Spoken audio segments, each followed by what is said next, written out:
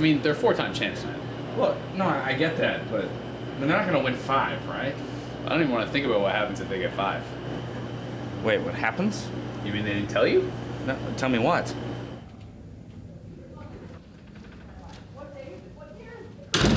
How could you let this happen? Oh, Dash, great. Let what happen? The 4 consecutive titles clause? For Team Liquid? Come on, that's irresponsible. So, when we went into franchising, there had to be certain incentives for teams to come in and join the league. Like, the contract clearly states that when you win 4 straight titles... No! Come on, Greeley! Something's gotta be done about that. There simply must be something we can do. Okay, so there's a contract, Dash. My hands are tied here. Greeley, heard about the TL thing. Awesome. Nice shot. This isn't. All I wanna do is get it. All I wanna do is get it, yeah.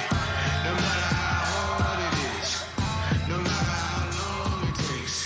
All I wanna do is get it. All I wanna do is get it, yeah. No matter how hard it is, no matter how long it takes.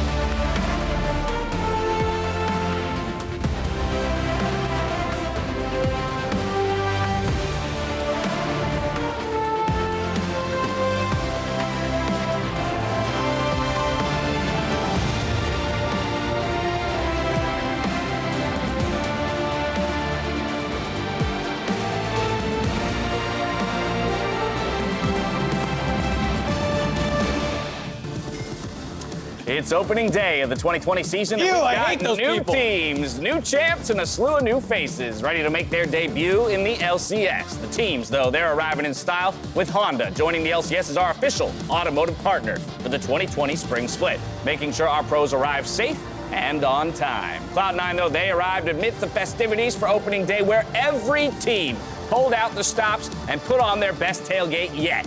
Hello, everyone, and welcome to the LCS Countdown, where for 30 minutes we'll talk about the biggest offseason moves, give you the TLDR on Dignitas, and these guys joining me today will buy into the LCS stock market. As you make your way into the arena to join us, we have to make a note that Prawley has joined our team for the 2020 Spring Split. So, sir, welcome. Hello. Wow, I like that. You got an applause. I don't think Crumbs got that last year, so already off to a better start. Hey, not winning. No, I don't think he did. Crumbs will be joining us tomorrow, so have no fear. We'll applause him tomorrow. How about that?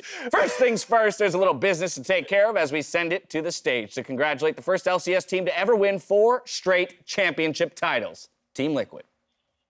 Cloud9 versus Team Liquid.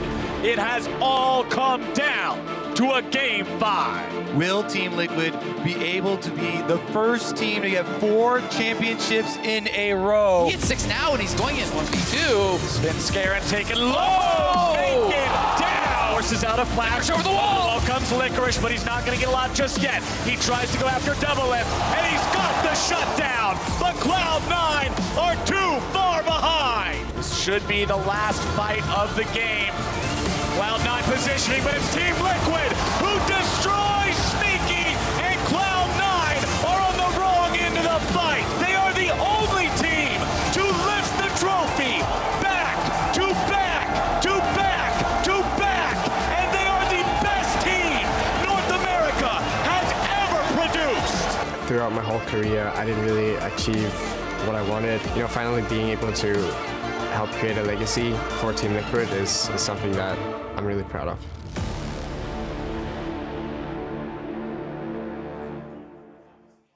Hey, everybody, I'm joined by Steve. Let's keep it loud. Let's hear it one more time for Team Liquid. Steve, it's been an amazing 4 splits. The forever 4th meme to now forever being the first team to win 4 splits in a row. Talk to me about how you composed a team of world-class talent, but made all those mentalities, play styles, and just personalities work together. You know, it's just about putting together a good team, and it's picking the right players, obviously, but a lot of it too is the staff and infrastructure that supports the team. I think we made just huge investments in terms of having a facility and mental coach and sports psychologist and all of our analysts, and that infrastructure, I think, makes it so that we can get the most out of our training regimen and our practices. We're improving, on a scrim-to-scrim basis. So I think it's obviously the players are playing really well, making the right choices from a GM perspective, but also having the right kind of infrastructure and all coming together to obviously deliver 4 titles in a row. Absolutely, and you kind of had that mindset of what a player needs. Steve, you've been in the scene for quite a while, and you stepped down as a player quite a bit ago, and during that time, was there a kind of immediate want or passion to do something different and run an org or have a team? What was that drive? It's actually a pretty funny story. So it started off when Doublelift and I were playing in the bot lane, and we were playing together because he was AD carry and I was playing support back then. This is before season 1. And I remember I didn't block an Ezreal Q, and he said to me, he goes, "You're just so freaking bad." And I thought to myself, okay, it's time for me to stop playing pro. And obviously having a lot of business experience and bringing that to running a team was something that I wanted to do and I was passionate about. And this is before esports was a big thing, and it was just where my heart was. And so that's where it all kind of started. And obviously continuing that and having a lot of adversity along the way with a lot of the fourth memes and, falling short, here and there, but you stick with it, right? And you continue forward, and that's what we did. And we produced 4 championships. And I think the next adversity that's ahead of us is obviously making it out of groups. And that is the goal this year. And I want to challenge the team. I want to challenge the new teams that are in the league, us, to really make our mark and to show the world that North America shouldn't be something to be joked about. And I know it is right now to some degree, but it won't be like that forever. Amazing, Steve. Thanks so much. Best of luck in the season. One more time for Team Liquid, your North American champions. Let's throw it back to the State Farm Analyst Desk to get this started. Thank you very much, Riv. A nice little walk down memory lane there. It's nice to remember that it wasn't all sunshine and roses for Team Liquid on the way to the 4 consecutive titles that they now hold. Yeah, they had to put a lot of work and a lot of money into that. Yeah, but now that they've had 4, I'm with you in that little pre-show thing. I don't want to see 5 if I have to see that dancing horse again. I think stop at 4 for 4. So if they get 5, it's going to get more ridiculous. That's why it's... Yeah, talk to someone else got to win. Talk to the commish about that. Everybody says, oh yeah, they already won 4, so it's easy to put them in as a 5th winner. But if you look back, they've had multiple 5-game series. Barry squeaked those out. So I think Cloud9 and TSM especially have a good chance to knock I feel like those kinds of people would be saying the same things about the teams that three-peat and eventually lost. Like, the cycle has to break at some point, and so it might be this spring. Today, we are excited to announce that for the first time, after much demand from players and fans, the LCS Spring Finals are strapping on their cowboy boots. Where's my hat? There it is. Found it. And heading south. Texas. Baby! April 18th and 19th, the LCS will hit the road and head to the Ford Center at the headquarters of the Dallas Cowboys, the Star in Frisco, Texas. Ticket information, oh my goodness, I'm almost going Southern with it, will be released February 14th and go on sale February 21st, so make sure you check back for how you can reserve your spot. During the offseason, though, there's always a lot of speculation around how the teams will stack up, so we sent our own Joel, fresh off his promotion to Senior Executive Production Coordinator, or something of the like. The leader. I don't know, Super PA? The best one. Super PA sounds better. Let's go with Super PA. Joel is out to get the fans' preseason power rankings. Take a look. I'm here with Valentina. She's going to tell me her power rankings for the best tailgate experiences. So, Valentina, who are the best at tailgating here? I don't know much, but 100 Thieves seems cool. Why? They have a cool name. All right, that's all it takes to win Valentina. I think Immortals is winning right now because they are giving out free hats, free fanny packs, and they also gave out boba. All right, number 1 is this one. Number 2 is this one. Number 3 is this one. Number 4 is this one. And number 5 is Cloud9 because they gave me a shirt. All right, sorry Cloud9, I beat you yet again. So, this has been amazing over here. I just won this hella fancy. What team? 40 CLG 47. 47 CLG, yeah. All right, we're here with Jason. Jason, let's get some power rankings. Who's got the best tailgate experience? FlyQuest first. Immortals 2, C9 3. Well, obviously, Team Liquid booth is number one. You know, we have to go with Team Liquid. I think everyone else is doing their best to kind of compete. But at this point, just like the LCS, it's Team Liquid 1 and then literally everyone else. Sorry, everyone. I guess it's more of the same in this new decade.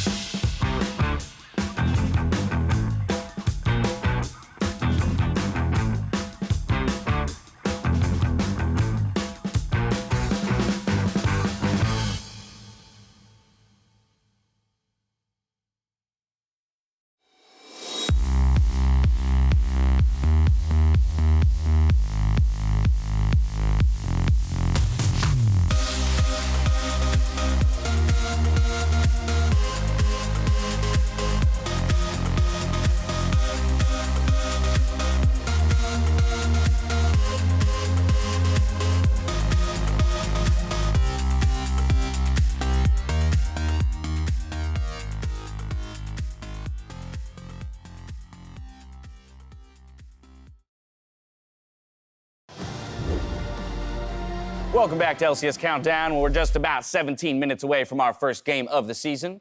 Now, it's not an exaggeration to say that this offseason has seen one of the biggest shakeups to the LCS since the introduction of permanent partnerships. So this week, we're going to be taking a look at the 3 new old teams to make their return to North America. Today, we start with one of the OG of OGs, Dignitas. You like that? Yeah. Lots happened in the offseason, including the return of an LCS favorite. So here's your crash course in another edition of Oversimplified, Dig. In the days before the LCS, there was a ragtag group of League players who knew they had the talent, drive, and determination to be something great. What do we want? First place. When do we want it? Now. Streamers. Some of the most famous games come from these guys in the LCS. An APE game, a ridiculous 5-man knockup, and one other thing. What was it? Oh yeah, that. Dig took over Old Clutch, who definitely went to Worlds. And as their first move, Dig are rumored to have dropped Fat Bank for Huni. In the build around him, they've picked up another legendary solo laner in Froggen, a veteran shot caller in Aphelios alongside Grig in the jungle, and a rookie 80 carry superstar. The skies are the limit for the return of one of the most iconic League teams in history, as long as they don't throw. And that's all for now. In Dignitas, Oversimplified. I forgot about that. Dig is back, so is Huni. I think it's important to note that this is the first time Huni is staying in one place for 2 years in a row. And it only took $2.3 million, James. Reportedly. I mean, it is not a surprise they built around Huni because he has been so successful. He's gone to Worlds from 3 different regions now. He's always like a dominant force in the top lane. So I'm not surprised they chose to keep him. It is, a bit of a surprise to see 4 new faces with him, though. And he did have a return to form at the end of last year, heading into Worlds, started to have more of the strong performances that people are used to. Previous to that, though, 2018 definitely had a bit of a lull in his career. Yeah, I mean, right now, Huni's kind of like the big superstar of this team, and the rest of the 4 kind of had like lackluster 2019s. So this is going to be a big like comeback story for most of them, and then Huni's going to be the one like carrying the torch, like leading them through Redemption. Yeah, the only one is Johnson. I think people want to keep their eye on solo queue superstar, who's finally getting a shot here in the LCS. Right, a lot of veterans, and then this new face here. We'll see how he steps up to the plate. We'll be taking a look at Immortals and Evil Geniuses this week, but for now, I want to zero in on some of the new players and roster moves that happened during the offseason. Let's start off with the defending champions, new jungler in TL Broxah. You win 4 in a row, and then you trade out a piece. Yeah, I mean, this has to be considered, I think, the biggest move of the offseason because, like you're saying, it is the best team in North American history, moving someone after being successful domestically, but the world shortcoming, I think, leaves a sour taste in a lot of fans' mouths, and this is potentially an upgrade for them. Yeah, a lot of people were talking about possible weaknesses for jungle mid synergy during their Worlds performances, so you can see maybe something to be shored up there. Both Danish players now for Team Liquid, mid and jungle. Plus, Broxah had a lot of early game numbers with Fnatic as far as getting action going early there and trying to take more of those fights. So maybe that's what they're looking to shore up. Yeah, I mean, I'm not going to say that this is like too big of a surprise because I think this is purely an upgrade. I think Smithy and Broxah have a lot of similarities, and Broxah has pretty much been good at playing around bot and mid during his time in Europe. So I think this is going to be kind of like the perfect fit. He's not this big like carry player, takes all the resources, so it's not going to be that much different. So I think it's going to be a pretty smooth transition, and it's going to be pretty impactful to all of NA. We're on hold to seeing him play for the first time, but while Broxah won't be making his debut this weekend, the LCS is also missing one of its longtime veterans in Nisqy. I mean, what a substantial loss for the league here. Yeah, it just feels weird not to have him on opening day. He's not, gone forever, but it's not retirement or anything. Just didn't end up on a team this split. But even that alone is surprising considering you have people like Doublelift and others coming out and saying like he's one of the best AD carries in the league, just not on a team right now. Yeah, definitely still one of the top performers. And look at that career. Absolutely dominating numbers here. And it does feel weird for him to not be here in spring. There was actually a slide on this or that me and Captain Flowers did. Yeah. Will Nisqy return? It wasn't will he return, it was when. And we're like, oh, is it gonna be in summer already? Or maybe is it gonna be next year? I think that he will return to the LCS at some point. Okay, fair enough. But yeah, what a pedigree there that he is leaving from Cloud9. Along with that, another huge departure from the Cloud9 organization is our Honda MVP from summer in Zven Skaren, hopping over to one of our new old orgs in EG. I mean, yeah, that's got to be the scariest thing because starting a team with no contracts, right? EG had no contracts when they started. So going to the MVP and being like, hey, join our team.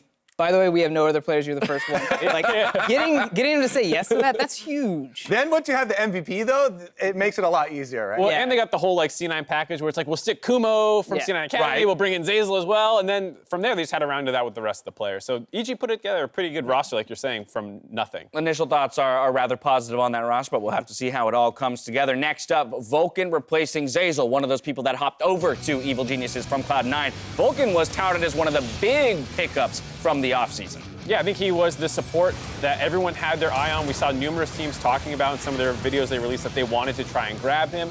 He, shocked everyone with how good he was playing alongside Cody Sun, making Worlds last year. But this time, C9 were the ones who were able to pick him up in the offseason. A definite playmaker down there in the bot lane alongside Zven, who will be taking Sneaky's place. Finally, though, we have to talk about another big one in Dardoch going to TSM. Thoughts here? Is this gonna work? Dude, it's gotta work. It's gotta work. I'm actually one of the few believers that thinks this is really going to work. Yes, Dardoch has had a lot of teams, and TSM have had a lot of junglers, and they almost always switch them out. But Dardoch is a very, very competent jungler. That's one thing that people will not take away from him. His mechanics and his gameplay are definitely there. And TSM, they had a lot of videos coming out about Bjergsen really maturing. He is probably the most respected single player in the LCS. So if there is going to be something that's really going to cause this team to rally, it'll be around that, and it'll be around Peter Zhang and the coaching staff to get this ship to perform on stage and continue to work together. Those are some of the biggest moves of the offseason. We are going to take a quick break, but before we go, we want to recognize the loss of Maria Remilia Kreveling. She passed away in the offseason, but her legacy as the first woman to compete in the LCS and the impact she had to the league and our community won't soon be forgotten. We extend our condolences to the fans, friends, and family who mourn her passing.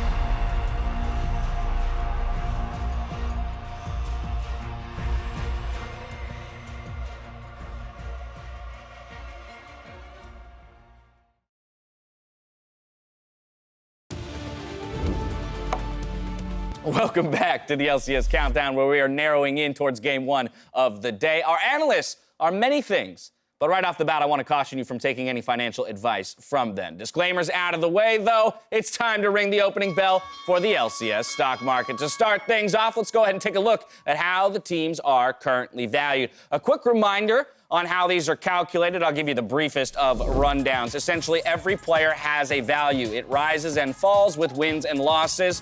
The team value is the sum of those player values. So again, wins increase value, losses decrease value. Pretty simple. With that out of the way, taking a look at the table, Team Liquid the only one to top 600 at 602, and then all the way down to the bottom, 100 Thieves and FlyQuest just below 500. So a good solid spread for the opening day. Let's go ahead and see where you guys threw your money. They started with $5,000 apiece. Brawly, you're up first in your first ever LCS stock market. Who you taking? All right, so I'm putting 4 on TSM and 4 on C9. I think this is a nice even split. Okay. I do think diversifying a little bit. Diversifying, I think that's important. I've heard about that. Yep. And reasons are important. Reasons are generally Arguably. Yeah. I don't find that to be true. I think their strength of schedule is pretty low. I think they got it. I think they can start off strong. I think maybe C9 versus TL in their first match will be maybe the hiccup, but that's another time for a talk. Okay. All right. So C9 TSM there. Early weeks. Kobe, what are you thinking? So I looked at all of the schedules for all of the teams and all of the rankings. I thought that I'm glad you looked at the schedules, Kobe. I thought that 100 Thieves and FlyQuest were the most underrated as far as the evaluation of the stock market. But then you put 9 on? Exactly. But they have hard schedules. If you lose games, it doesn't matter if you're already low, Mark. True. I chose Cloud9 out of Cloud9 and TSM that I think had the best chance for winning. I think TSM has a harder schedule. I think that Cloud9 should be able to win all these games. But that was also based on, I thought Pobelter was jungling for Team Liquid. And now they've declared that they actually have a jungler and they have Shernfire. So the Team Liquid game now looks a bit more difficult for me. Cool. And maybe so stop the clocks. It took Kobe all of 25 minutes into 2020 season to start making excuses. I just want to throw that out there. Mark, what are you thinking? I placed second last year. You're done. Mark is last. The single's on me. All right, the single's on. Bring the single back. Kobe's good. I spread out real far. Last season, I went all in on teams, and I got crushed. You got obliterated. 100 Thieves killed me last split. You're welcome.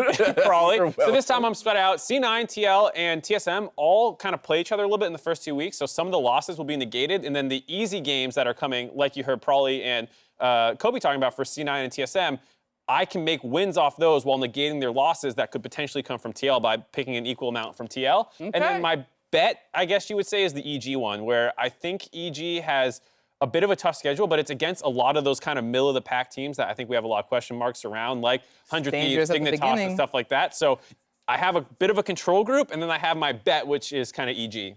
He's so scared from finishing last. Second to last. It was out of 18 people who played in the office last year. If you're gonna make Mark was 17th, and so we're shooting for a little bit better this time. There's gonna be a neither of us are the same as you, Mark. That's we true. both have very different There's strategies. some serious diversification over there on that end. If you want to know more about how the LCS stock market was conceived and how the team valuations are determined, be sure to check out the article on lulesports.com and feel free to play along with us. Let's take a look, though, at what's on the docket for today. We start with Captain Flowers and Kobe bringing you a rematch of our summer finals as TL takes on C9. Speaking of which, Kobe, what are you still doing here, buddy? Get up there. What? Okay, fine. You have to cast in like 3 minutes, my friend. I can tell where I'm not wanted. All right, we're going to follow that with Counter Logic Gaming facing off against Dignitas, and we'll close out the day with Golden Guardians Academy versus Cloud9 Academy. Looking ahead, though, to the end of the weekend, a reminder that the LCS is going to a 3-day broadcast schedule with Monday Night League. Then, to wrap up the weekend, Riv and Avli will be bringing you through the new LCS post-show, the Bud Light League Lounge. A way to close out the weekend and recap all the toast-worthy highlights. But we need some highlights to talk about at the end of the weekend, so let's go ahead and turn our attention to that Game 1 rematch. We're looking at a C9 that made a pretty big shakeup in the offseason to try to take down our defending champs. And it makes sense because they did have a pretty disappointing Worlds, as great as their summer split was. They just didn't have, with Svenskeren getting subbed out, they're using Blaber a little bit, and then they failed to make it out of the groups the first time in 3 years. I think people did want to see probably some changes. I'm not sure that this is exactly everything C9 fans were hoping for, though. Yeah, I mean, losing Svenskeren is a pretty big deal. I know at Worlds they decided not to use him for their final games, but my hunch on that is it was not a benching of Svenskeren and more of they needed to shake something up, they needed to try something new. So I'm pretty sure that rubbed Sven the wrong way. So going into C9 now, yeah, I think Blaber's good, but I don't think it's comparable right now. Can we talk, what are the major differences you see between those two players? Svenskeren out, Blaber in. What does Blaber bring to the table that's different, better or worse? I think he's more willing to take risks on... Crazy. Yeah, he will flash in. He will flash in and make that play. He's going to start that fight. But I think in the late game, he's probably not as good of a shot caller as Sven or finding these kind of engage angles. That was, I think, the hallmark of Sven, because we were watching some games with other pro players last year, and they were just like, my God, this guy's engages are so good. Right. And I don't think you'll find that quite the same, but you're getting that from more early game power, hopefully. He may have dodged a small bullet, too, with Broxa still not being here and Shernfire, his first opponent of the split. But if we ignore the junglers, I think what we need to then talk about is the bot lane. You have the best bot lane in the history of North America, Doublelift, CoreJJ, up against what looks like could be, the makings of a challenger in Zven and Vulcan, but entirely untested. They've yet to play a game together. Yeah, so I think Zven and Vulcan are going to be really strong. However, I don't think they're going to be able to kill Doublelift and CoreJJ. So I think it's maybe a side grade compared to Nisqy and Zezal. Maybe Vulcan can perform really well or something, but I don't see them as being this aggressive thing that's going to change the team that much from what C9 used to be. Well, before we get out to the casters for the call, let's go ahead and see how the predictions broke down for this first day of the split. We do have a difference in that top game of the day. Probably you're going with Cloud9, where Mark Z is going for Team Liquid. So where does the confidence come from in a Cloud9 that made so many big moves? All right, so I was much more confident in the Cloud9 that was playing against Pobelter. Okay. But now Shernfire, I do think Shernfire is going to be better for sure, but I still think it's a very new roster with this jungler that wasn't picked for the roster. It was just, he came in when they needed him and he's doing work, but it hasn't been that much practice. So I think right now teams are going to be playing at a kind of a low floor right now. Everyone's kind of in a weird spot. So it's going to be who can show up this first week, and I think C9 can do it. Yeah, that's why I flipped. I had C9 until I found out Shernfire. I think all you need to do right now is just listen to what your teammates tell you on Team Liquid, because everyone else is so experienced, and I think Shernfire can do that, having enough experience in the jungle to do what he needs to do, and then when they're like, come bot lane for a dive, he can do that. I love those discrepancies in the predictions in the early weeks of the split before anything feels decided. You two ready for some games? Yes, sir. Let's get into it. Without further ado, let's head out to the battle arena to get into game one. Ladies and gentlemen, welcome here to LCS Spring Split 2020.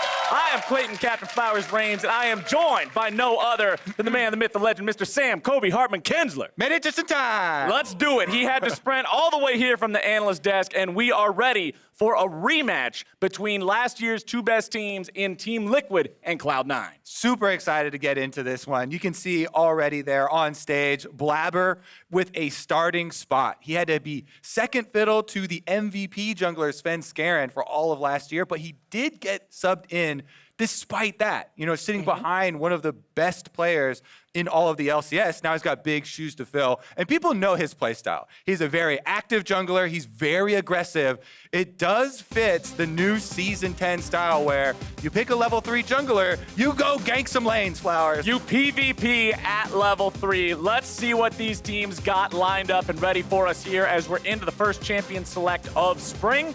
Irelia and Ornn banned out by Cloud9. Team Liquid gonna go ahead, and some things never change, Kobe. Players still don't like dealing with Akali.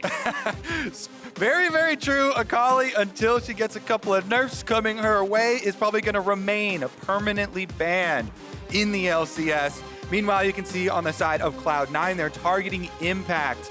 One of, if not the most outstanding performer for Team Liquid. Him and Doublelift put in so much work last year, both in the LCS and at international events. Specifically internationally, some games it looked like it was Impact against the world for Team Liquid. This guy was keeping them above water time after time, and you can depend on him when it all hits the fan. But hey, Aphelios going to be played here in Game 1 of LCS Spring Split. This is a champion of great debate and discussion among the League of Legends community because he's got quite a few guns, my friend. Yes, you could tell there's a mixed reaction in the crowd at the first pick for Aphelios. What can't be debated is that Aphelios has a lot of power, especially early on in the lane phase. is able to abuse a lot of the range from the sniper gun. He is going to be going up against Senna, though, which, even though designed as a support champion, is most often played, especially in professional play, in the AD carry role. So we expect that to be in the hands of Doublelift. Well, we'll see how that goes along. We've also got Jarvan locked in here for Team Liquid in the jungle. This is going to be our first look at Shernfire here in the LCS. Those who have watched the play-in stage of international events in the past may remember him representing Oceania. He had played from that region before, but now we're going to see what he can do here for TL since Broxa is still not able to play. And a bit more background on Shernfire. Yes, he did very well in the OPL. He's also been playing, terrorizing top solo queue players here in North America for quite a long time since he's come over under various account names. So they may have run into him. Right along, though, here, Tahm Kench in the bottom lane.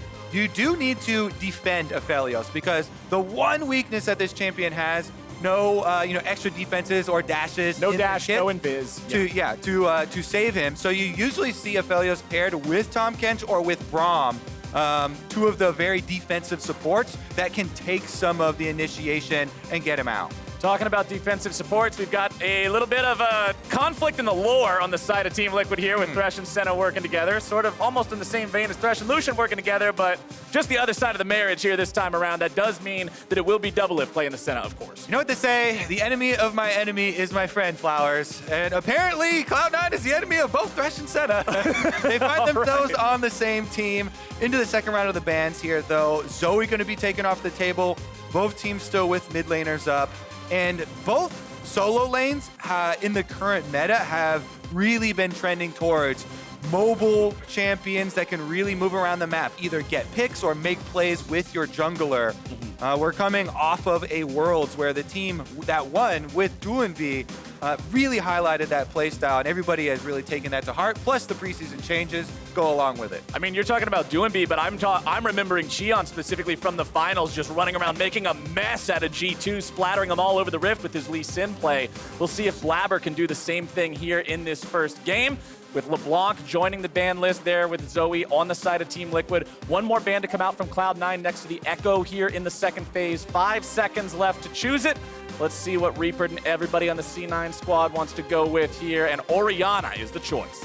All right, one of the more safe mids being banned away for some of the team fight power. Orianna bringing those extra shields and zone control. They don't want to let Team Liquid play one of their more natural styles, which is towards the mid game, team fighting that is around Doublelift. And remember, though, one of the coolest things that I think we got to see last year, for so long in the LCS, it was always the top team being slow, just outlasting their opponents, scaling up. But last year, specifically in summer, Team Liquid really put the pedal to the metal and started playing some faster League of Legends, which is what I'm excited to see them do here today. Of course, fast League of Legends doesn't always line up with a pick like Azir.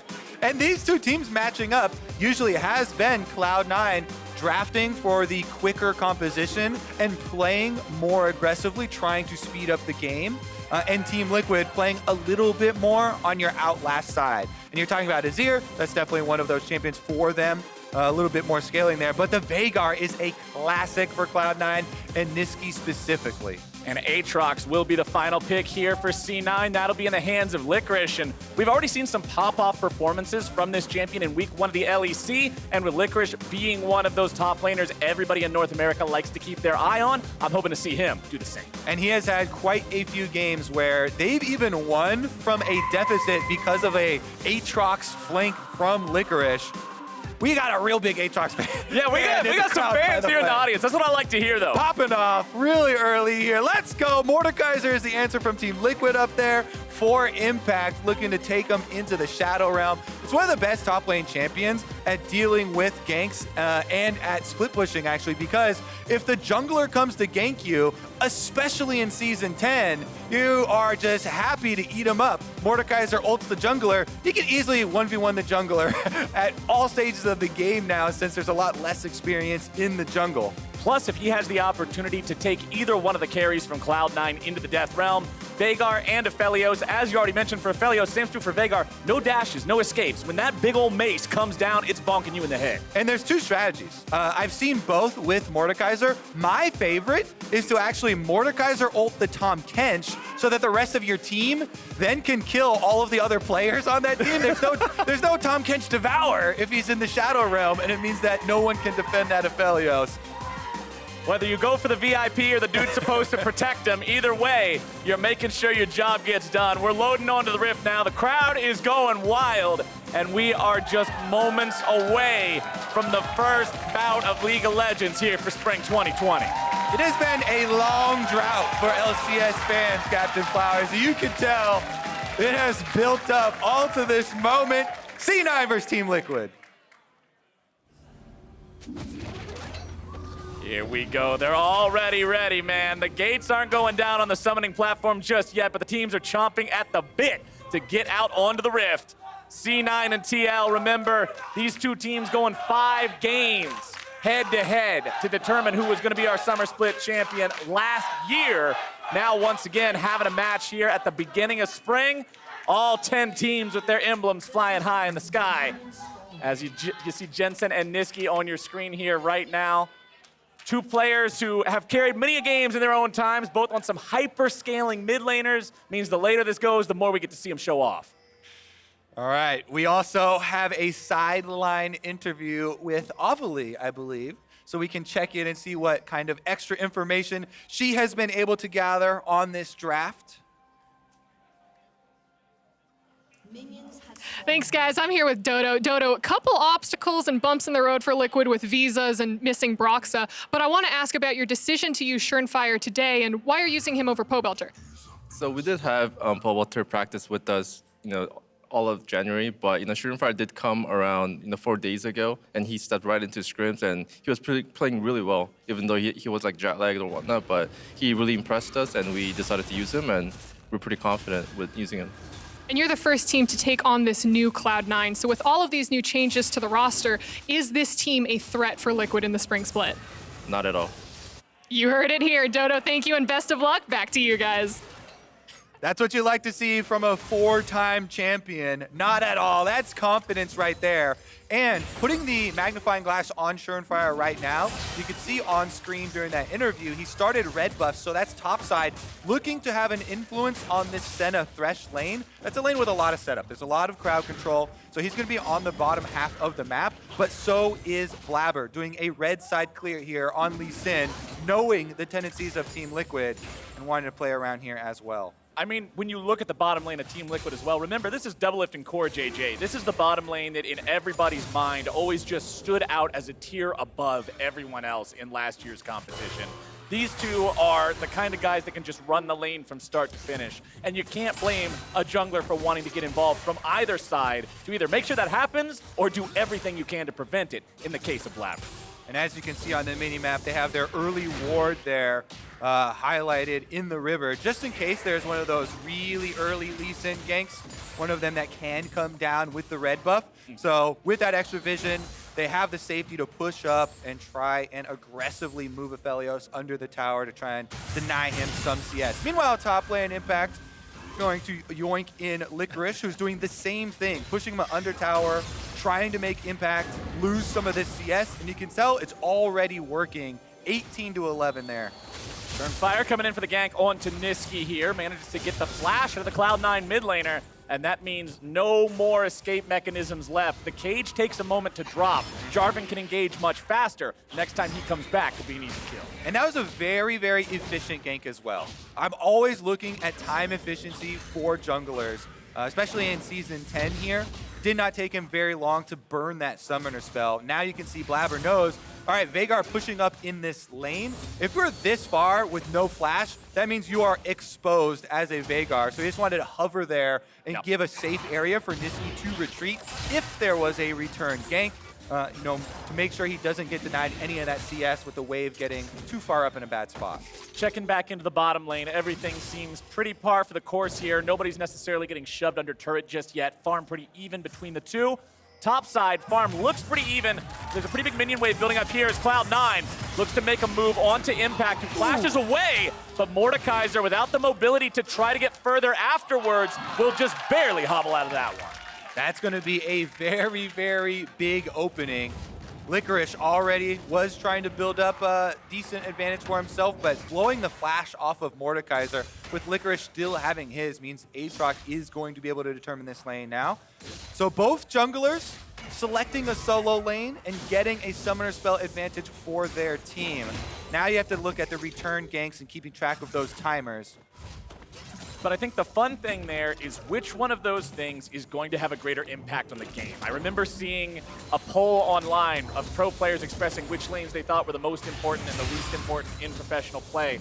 Mid and jungle took up about 80% of the most important vote. Those were the two roles everybody said, you gotta have it, you really need it. Top, I think, got 1.5%, so top lane normally falls to the wayside in terms of priority for a lot of these teams.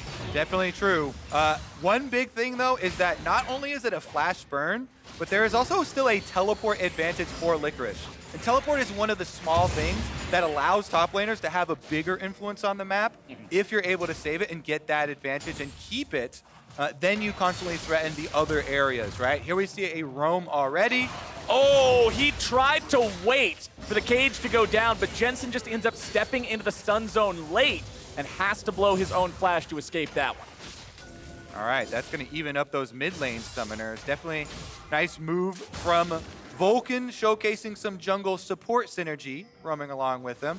That does, though, as you can see on the mini-map, mean that Aphelios had to back off for a little bit, cost you a couple of minions there, especially against a lane like Thresh Senna.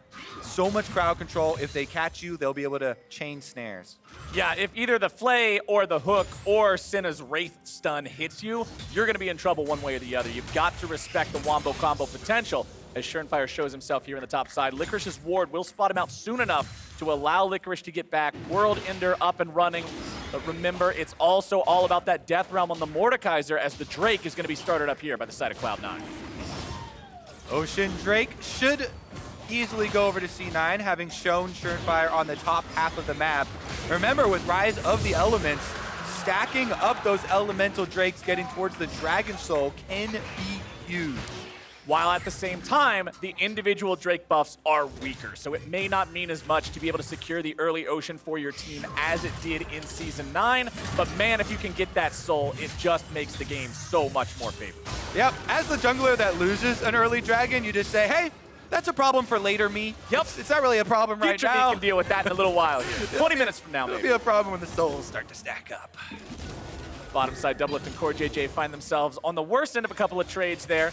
You can see Zven having a very slight edge in terms of farm. Does have that Infernum equipped. That's your flamethrower there for Aphelios. That's the one that you see all the Reddit clips of entire teams getting instantly deleted when he drops the Moonlight Vigil enchanted with it. But it'll be a while before any of those come online here. Is still pretty comfortably sitting in laning phase. Shernfire passing off that blue buff to Jensen there in the mid lane. Just make that a little bit easier for him to spam and farm up. All right, I want to see if Blaber's going to be able to return to one of the solo lanes and make good on these flashes that have been blown. Impacts up here on the top side is coming back fairly soon for him, still has a quarter of the duration left on that.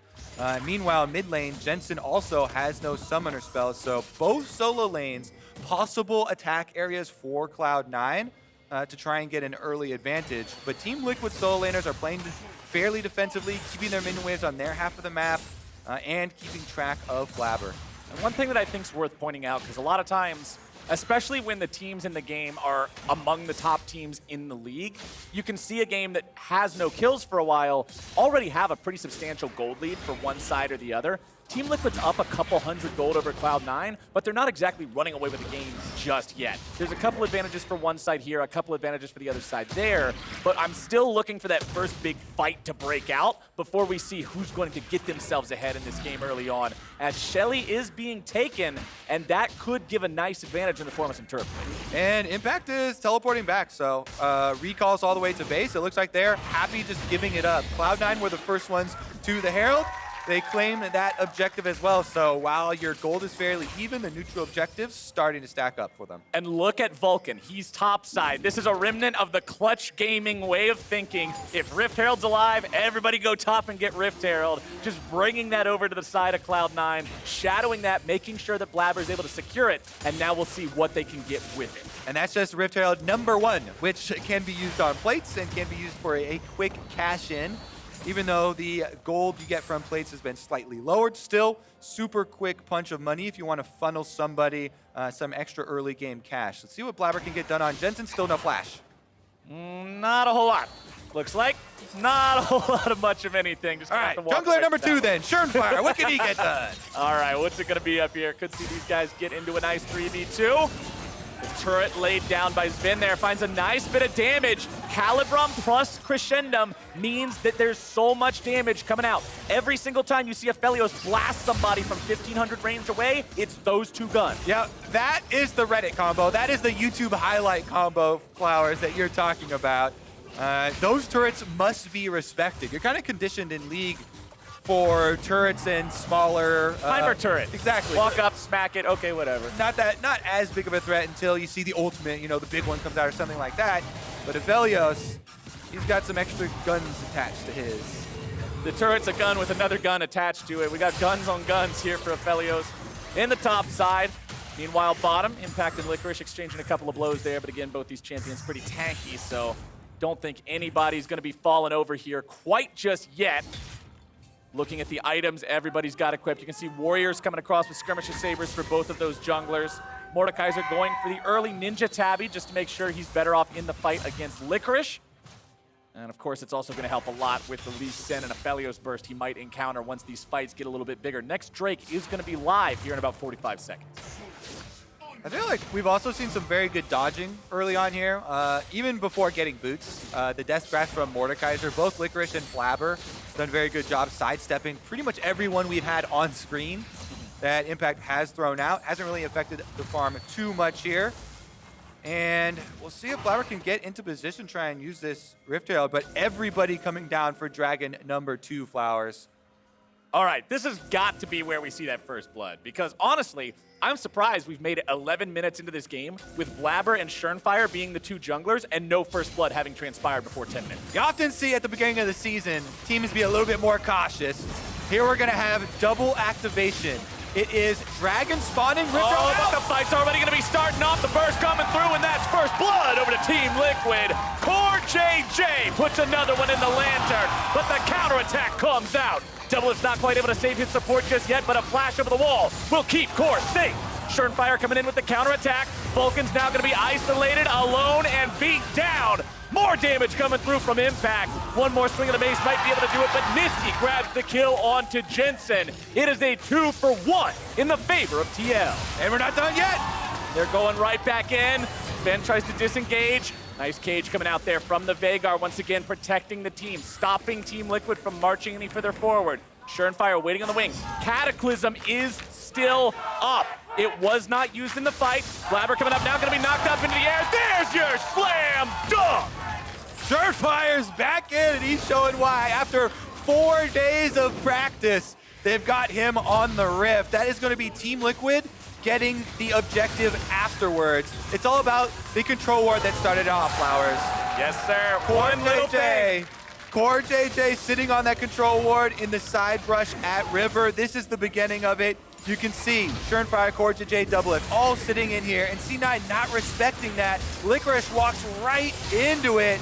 Everything lands, and that is Cloud9 being down one member at the beginning of the fight, allowing Team Liquid to get out with their flashes here. Even though it's a good re-engage with the attempt from the Aphelios ultimate, landing that Gravitum snare after the AoE, even with the extra flashes blown, they're gonna go really aggressively here. Jensen gets burned down by Nisqy off of the ultimate, but it's at the cost of the extra kill going over. So in the end, 2-for-1 plus the first blood bonus for Team Liquid, and they even up the Dragons. Yeah, they get the 2-for-1. They get the extra freebie kill at the end as Blaber just does not respect Shernfire still having the ultimate. Meanwhile, bottom side, Licorice is ready to take Impact down. One more stab will do it.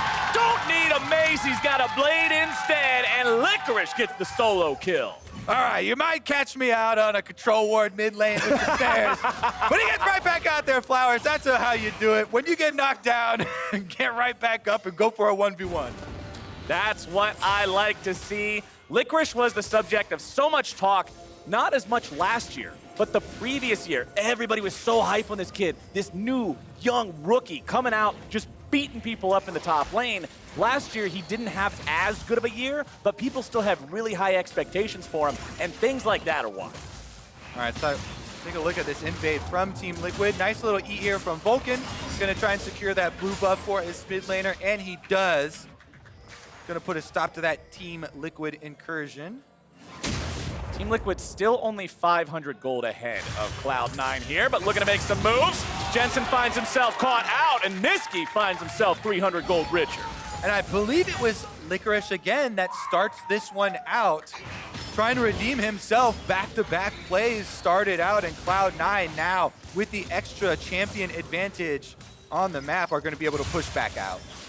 Nisqy forcing pressure onto this mid lane tier 1. He's got plenty of minions. He's got his jungler right behind him. They only need a couple more auto attacks to be able to take this turret down. First turret bonus gold is still up and available for the taking, and Cloud9 says, yes, sir, I will happily cash in on that one, finding themselves now at a 700 gold lead. All right, plus on the top side, Zven needs a little bit of damage onto the turret before having to back off. No extra wards, as you can see on the map, so there's a lot of uncertainty here. Don't want to overextend.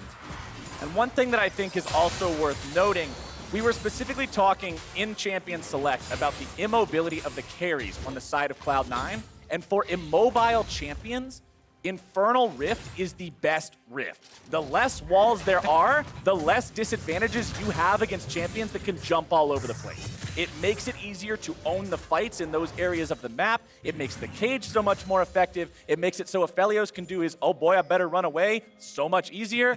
It's just a good situation to have. Plus, the extra damage stacking up on champions like these feels good, man. Definitely does feel very good if you can start to collect those Infernals. It's going to be a late fight if we have a fight over a soul, though. Having split dragons this early on means it's going to be much more difficult for either team to get the full 3. And I definitely foresee both teams contesting since it's such a close game state right now on the spawn of Infernal. What's going to become incredibly important is the vision leading up to those dragons, because we've seen multiple times already these flanks and even just the straight up 1v1s from Aatrox coming in. So you mentioned the Infernal Dragon and then the Infernal Rift. There's so many more pathways now open and down to that Dragon Pit that you're going to have a lot of areas you have to cover with vision. Some more brushes being burned away as well, which means if you are on the run, there's less places to hide. Could make for a very interesting fight here in about 45 seconds. Cloud9 will drop their second Rift Herald of the game, this time in top lane, looking to grab another tier 1 turret before that Drake spawns. And this is all about the timings on the map, right? 30 seconds left on the Infernal. You can get this tower. You can leave the Rift Herald up there and then have time to transfer down. There's 20 seconds, actually. It's still ticking away. Both Nisqy and Blaber still up here, even though Nisqy has his teleport. So he's sticking around to finish off the tower. I think that's a good call to split there. They can still try and get into position. Control wards down for Team Liquid once again, though. You have to watch out for these hooks off of all these control wards. CoreJJ has spent his time setting up for these picks. Well, he doesn't quite find the accuracy he's looking for there onto Zven, but of course the rest of the team wasn't immediately nearby to follow up anyway. Team Liquid will have priority over this bottom side river, as neither side wants to give this one away. Let's see how it transpires here, my friend. Round 2, fight! Mid lane objective is up. Let's see if they can go for it. Spooky ghosts are coming out. Doublelift not going to get tagged there. Aphelios ultimate just whiffs, comes up a little bit short. Moonlight Vigil not going to accomplish anything. Impact there off the side, looking for some sort of a flank opportunity on the members of Cloud9, but he won't get it. Senna not going to grab the root there either. Vulcan on the front line could be a target, but Tahm Kench not typically somebody you want to go all the way in on. As you said earlier, it's entirely possible for Mordekaiser to just isolate him, make it so the rest of the team's able to take down the valuable targets. Nice stun coming out there from Nisqy, making sure he gets a little bit of chip damage onto Jensen, takes off about a third of his health bar. And I say, in the fight over picks, even though last time around it was Team Liquid that got the advantage, C9 should have the advantage because they've got a Tahm Kench, which is a get out of free Get out of free jail? Yeah, just get out free. If someone does get picked. Meanwhile, he gets going to himself. Vulcan is inside the cage, though. Little bit of a root coming out there onto Shernfire means he loses half HP. This Jarvan's got to be extra careful. This is not a Cinderhulk Jarvan. He is not tanky. Phage plus Warrior means you blow up when you go in. Infernal Drake is started now by the side of Team Liquid. Doublelift putting the auto attacks into it. Shernfire going to be tanking this one now for the rest of the team. We could very well see a smite fight. Blaber wants to make sure he stays within range. Cloud9 now with control over the Drake area. Cage coming down. Veigar trying to zone the Team Liquid members away. Vulcan continuing to stay on the front line near Nisqy, making sure that mid laner's not able to be jumped on. And Cloud9 will just strong-arm Team Liquid away with their zone control. The slow zoning here, the fight over these wards. There must have been 5-6 control wards killed repeatedly in this fight as C9 with a blue buff Veigar just spam cage, move up, spam cage, move up. Then use the Twin Shadows slow to just edge them out and not give them any sort of move speed to get back in towards the objective. The arduous push that they had through the river finally results in back-to-back objectives for them. And Inferno #1 will be theirs. Very cleanly played there by Cloud9. They thought, all right, there's no reason to fight over this. Clearly we have the advantage in this neutral situation. Push the neutral all the way towards the Drake and walk away. They now command a 2,500 gold lead for it. You can see the Black Cleaver there on the Aatrox, working on getting Death's Dance next. Makes it that much harder to blow him up before he's able to get any of that damage off. You can see the gold here on your screen right now. Almost a 1,000 gold advantage for Licorice there in the top lane, primarily because his farm is just so much better. Yeah, he's definitely been a big point of power for C9. Let's see about the top side, though, because Team Liquid, in response to C9 getting Infernal and pushing through mid for that secondary turret, are able to get almost all of the top side. Almost doesn't count, though, Flowers. No gold earned for partial credit. 1 HP might as well be 1 million HP as long as that thing is still standing in terms of the money in your pocket. Let's see what Cloud9's able to do now, though. It is Team Liquid with control over the topside river. Some Cloud9 control wards still in those brushes, though, means they're not super concerned. Again, with it only being 21 minutes into the game, you doubt your opponents will be able to zerg the Baron down very easily. Aphelios turret over the wall is not going to accomplish a whole lot. Blaber looking to make the kick happen. Shernfire is now going to be stuck in the cage, and he is taken down. Mid-jungle synergy showing up. Cloud9 winning the war of picks. Ever since the early stage where Team Liquid got one out of the control rush that Licorice walked right into, it has been C9 mainly playing with the Veigar AoE stun, but Blaber finds his moment, picks off his opponent, and starts up Baron. No smite available for Team Liquid, but they might just fight it. TL knows they can't just allow this to be taken. They got to make something sort of happen here. Cage going to be placed down. Doublelift fire on the ultimate over the wall. Baron still going to be taken very low. Fight breaking out. Baron taken down. Team Liquid on the retreat. Impact stands alone, but stand he will not for much longer. Flashing over the wall to stay alive, but that is still a Baron taken cleanly by Cloud9. This C9 squad has come back firing on all cylinders, taking the pick, immediately transitioning into Baron, burning it down, and look at this, how they're able to keep Team Liquid from going all into the Baron pit. Aphelios turret does go down for extra damage, trying to burn that down. Veigar, that cage just keeps the entire Team Liquid squad at range. The Aphelios ult lands, Licorice plays the front line, and since Impact takes Licorice into the Death Realm, he can't even 1v1 him. The Aatrox extra mobility, plus the CS lead that you're talking about and the extra gold that he's gotten, mean that he is not an easy target to take out, so no losses, no casualties for C9 on their way to acquiring Baron. Nisqy is 100% my MVP for this game for Cloud9 so far. These cages have just been the story of every single fight or every single what could have been a fight because Team Liquid is just not allowed to play the game they want to play. It's because Team Liquid doesn't have the greatest means of getting past it or getting those very quick hard engages off. It has to be a Jarvan EQ or a Thresh or Senna slow moving skill shot that hits maybe from Fog of War is probably your best chance, which we did see, but they just don't have the arsenal to actually deal with that or get past the CC, and Cloud9 are doing a very good job slowly moving it in. Baron now empowering 2 lanes as Licorice buffs up the mid lane, and they move straight ahead here on bottom as well. TL knows that the cage is down for a couple of seconds here, but remember the cooldown is incredibly low for how powerful the ability is. Whoa! Doublelift is going right back into the lantern. Jensen's gonna be chased away now as Cloud9 find themselves in a turret dive. Blaber's grabbing the kill onto Shernfire. Jensen explodes under Zven's pressure, and C9 takes a clean ace. Nisqy doesn't even die after flashing in and Zhonya's inside the base. He got ulted there by Impact. This is going to be Cloud9 running it through. Your first Bud Light ace of Spring 2020, and Cloud9 will start this split off right.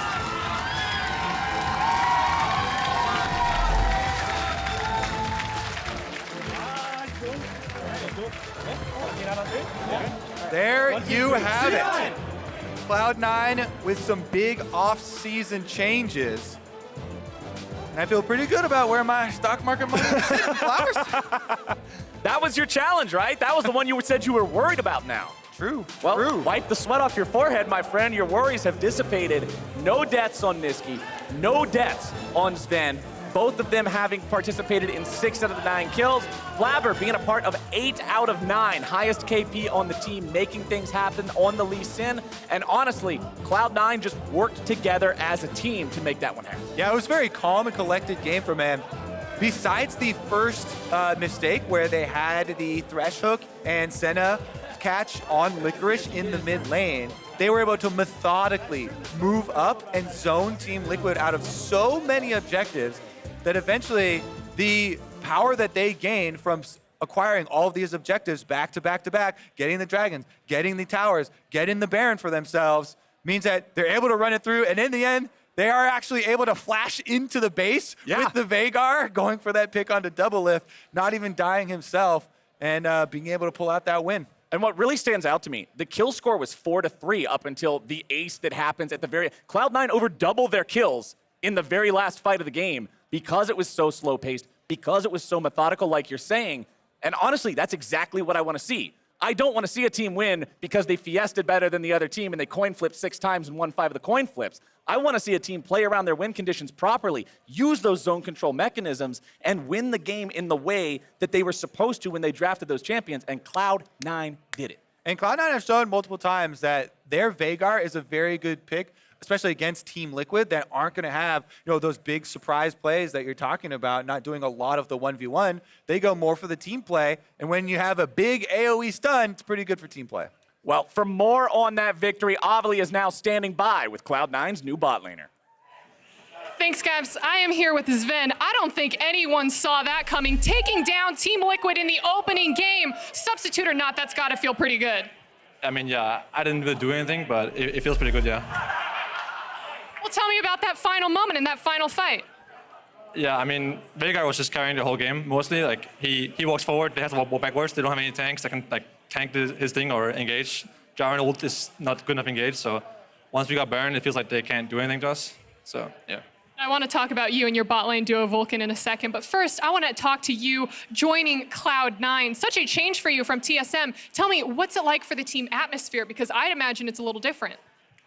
It's not so different as people think. C9 is good at having fun when we're supposed to have fun, but also good at being serious when we have to be serious. But so far, the 2 months I've been in Korea with the team, and here in January we've been in LA for the most part.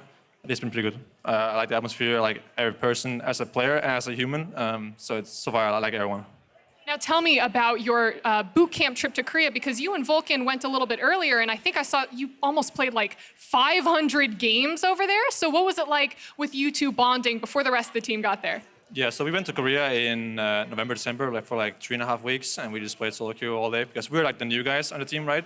Licorice, Blaber, and Nisqy have played together before, so I thought, both as a new duo and as a new addition to the team, it's good that we play some solo queue to get some synergy going, so we can fit in well with the team, right? And we would play 500 games in 2 months, and we didn't do anything every day except for play solo queue and eat, but it was good for our team bonding, I guess, as a duo and as a team. I think it helped a lot. We didn't get to see it this game specifically, but we will. All right, now you came to NA for TSM to try to accomplish these big plans that you had. And now that you're on Cloud9, you have some really big shoes to fill for Nisqy. So since you couldn't find that success with TSM, what's going to make Cloud9 different? Yeah, I mean, Nisqy definitely has big shoes to fill. Not literally, but yeah. Obviously, we have to make the Worlds, that's a given. But I hope this split or next split we can win a trophy, because I really thought when I came here 2 years ago that I was going to win at least one trophy. So that's really all I have my eyes on right now, and then I'll take it from there. All right, well, I'll hit you with this. Pizza party Zven when? No. Dang it. I tried, guys, but Zven, thank you and congratulations again on the win. For everyone else, we're going to take a quick break, but stick around because we're going to have CLG taking on Dignitas.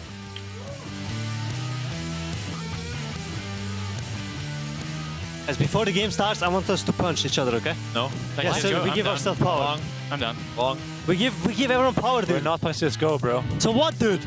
More damage coming through from Impact. One more swing of the mace might be able to do it, but Nisqy grabs the kill onto Jensen. Aphelios turret over the walls, not going to accomplish a whole lot. Blaber looking to make the kick happen. Shernfire is now going to be stuck in the cage. Here. Yeah! Let's go. Let's go, boys! Are we G2 or what is this?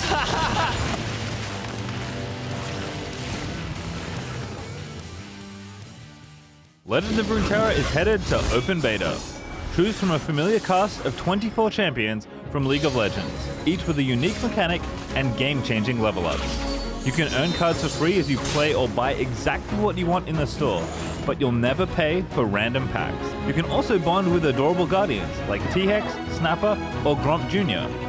Challenge your friends for bragging rights, or rise through the ranks to see where you stand. Remember, you have years to be the best, but only one chance to be the first. Head over to playruneterra.com to start right now. Welcome to Assist of the Week, presented by State Farm.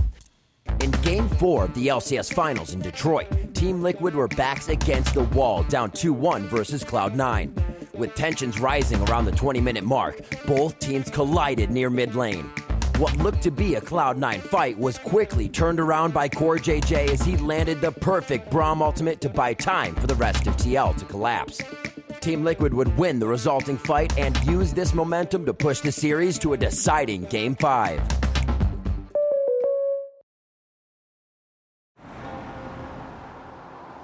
I'm Randy Diaz, mayor of Seltzer, Pennsylvania. If you love Bud Light like me, you'll love Bud Light Seltzer. It's a hard seltzer from Bud Light. It comes in 4 flavors and tastes great. Bud Light Seltzer. It's unquestionably good. If you don't love Bud Light, you'll love Bud Light Seltzer. It's not Bud Light, it's hard seltzer. It comes in 4 flavors and tastes great. Bud Light Seltzer. It's unquestionably good. Questions? Call us now.